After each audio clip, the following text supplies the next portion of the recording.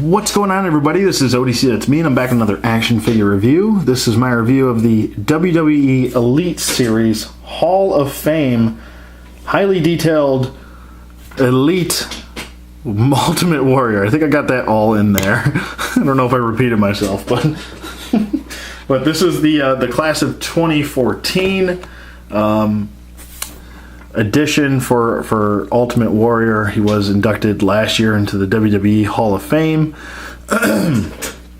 which is pretty nice, seeing that he pretty much died. I think he had a speech at Raw after, I believe it was after WrestleMania, and then the next day he passed away. So, which is that speech is very kind of. If you go on YouTube and and look up his speech the night before he died, it's kind of like a little bit of foreshadowing. It's kind of eerie a little bit. But anyway, that's a different discussion for a different time. He comes in this beat up packaging that I got from Amazon. I actually wasn't planning on taking this guy out of packaging. I pretty much have every single Elite Ultimate Warrior. He was one of my favorites growing up, so I have all of his figures, but this is the quality that I got from Amazon. The card was all damaged up here and bent. It was actually bent in like this when I got it. Look at this down here. This is pretty much how I got it. So thanks a lot, Amazon. Sometimes they do really good jobs of packaging. Look at all this wear. This is a brand new action figure. Even up here, it's all worn and beat up. It looks like somebody stepped on this thing and just threw it in the package after. So, watch out for Amazon. I'm definitely going to be giving them an email soon. But anyway, here's the packaging. Enough of that. It includes the WWE title, which you saw on him. It says Hall of Fame 2014. With this Hall of Fame series, they are giving exclusive packaging to each figure. It'll say the class of each figure. I also have the Sergeant Slaughter one. But the other figures, like I said, there's Sergeant Slaughter's available, there's Trish Stratus, and there is Stone Cold Steve Austin. Don't think I'll be picking up the other two. I only really wanted these two. So there you go with that. There's a nice little read-up right there. If you want to pause it and read it, you can. There you go. And a nice picture of the Ultimate Warrior right there. The attire on the back actually does not match what he's wearing right here. I believe... I'm trying to think of when he wore this attire. I know it was before the Royal Rumble, and I know when he lost the WWE Championship to Sergeant Slaughter at the Royal Rumble, he wore the, I believe they were they were white tights with red, white, and blue warrior symbols on them. So I don't think this is when he lost the championship. Maybe this is when he defended the championship at Survivor Series. I can't 100% remember. I'd have to look it up. So I apologize to my viewers for not knowing that exactly.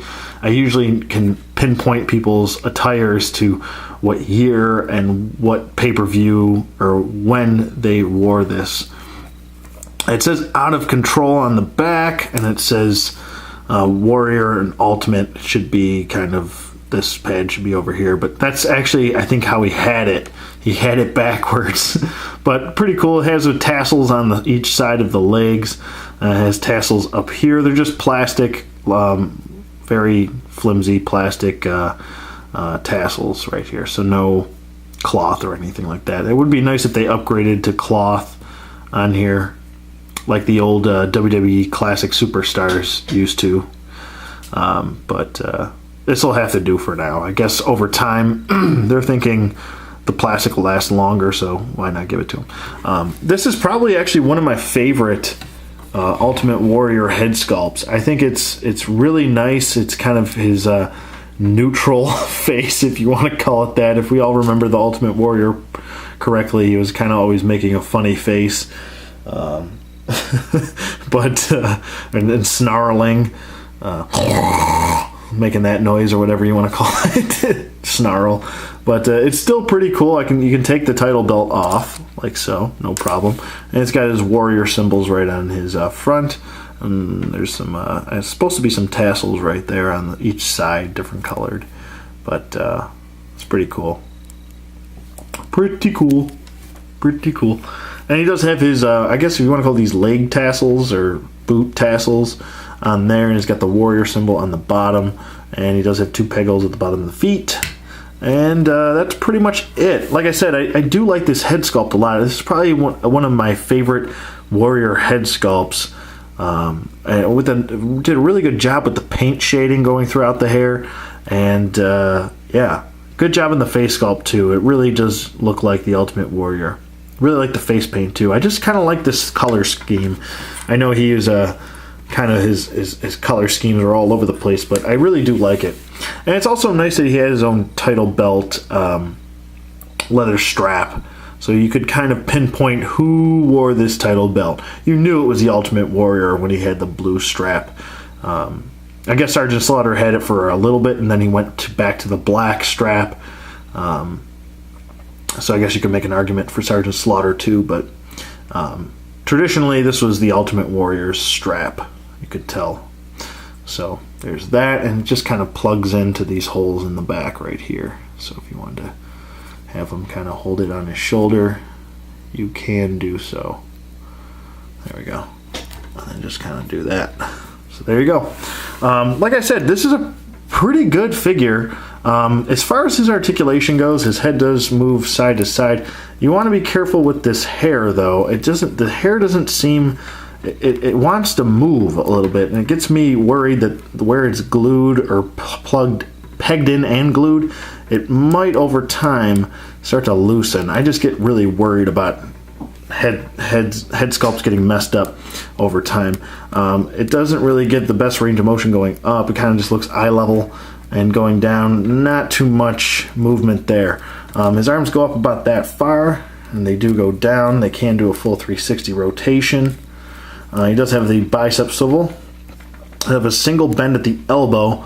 It would be nice maybe in the future if Mattel decided to go with a double jointed elbow with these guys. I think it would make a lot more sense, especially them being wrestlers and being flexible and athletic. His wrists do swivel as well, and they do hinge.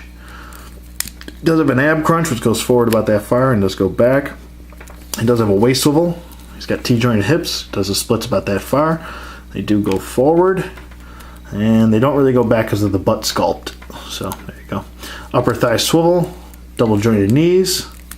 He does have a boot swivel, an ankle hinge, which goes forward and back. A little bit hindered probably because he's a brand new figure, but he does have an ankle pivot as well. So there you go with that.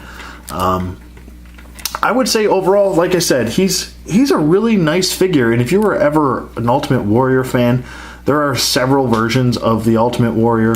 There was the in action figure form from Mattel, and this WWE Elite line from Mattel. There's several versions of him. You could probably find any version that was your favorite. At least it had some sort of significance that was out there. I believe there's the retirement match one from Defining Moments with Macho Man Randy Savage. That's a really good action figure. I would highly recommend you get that one. That one's really good. There's the one that came out in, I believe, Series 33 that just came out. That also has his more, I think it was the mid-90s he came back in 95 he came back. 95, 96 he was around when Shawn Michaels was WWE champion, or WWF champion, whatever you want to call it. He was around for that. I believe his debut was 1995 against Hunter Hearst Helmsley at his pay-per-view debut was WrestleMania 95. His return, excuse me. I remember a lot of people were saying, that's not the same Warrior, blah, blah, blah. He looks weird. He looks bigger. It was still the same Ultimate Warrior, so. But it's pretty cool, though. This is definitely a 2 thumbs up. And I would highly recommend, if you're a Warrior fan, or if you're a wrestling fan, or if you're an action figure wrestling fan, definitely go out and get this guy. He's worth what he's going for right now, which is around $25 to $30, depending on what market you buy it from. That's probably not that bad of a price, to be honest with you. I wouldn't spend more than $30 on this guy, but yeah, that's pretty much it.